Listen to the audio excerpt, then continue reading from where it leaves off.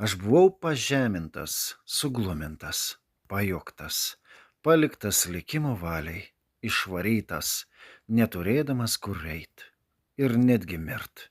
Nors tai buvo mano artimieji, tie, kurie manęs šalia kasdieną, kuriais maniau galintis pasitikėti.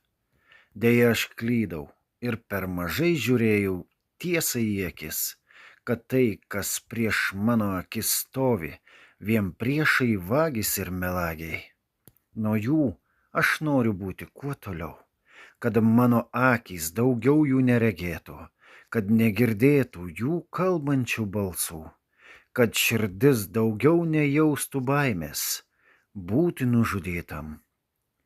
Aš einu, eidamas krintu, aš ant žemės klumpu, ant kelio nėra jėgų keliuosi, iš valios ir vėl krentu šliaužiu nukritęs, visiškai nebėra jėgų ir suprantu, kad niekada nepasiduosiu, kol aš gyvas, neleidžia man mintis.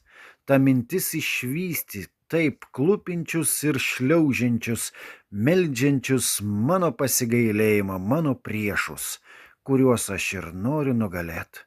Aš to kasdieną ir meldžiu, kad niekada neprarasti jėgų ir keltis ir daugiau niekada nekrist, ginti savo širdį ir daugiau į širdį nieko neįsileist, kol jinai to nepanorėjus leis man suprasti, kad tai yra tinkamas žmogus, kad jį mylėt, taip kaip aš myliu valią, kuri man neleido mirt ir niekada nepasiduot, keltis, stotis ir bandyt dar kartą.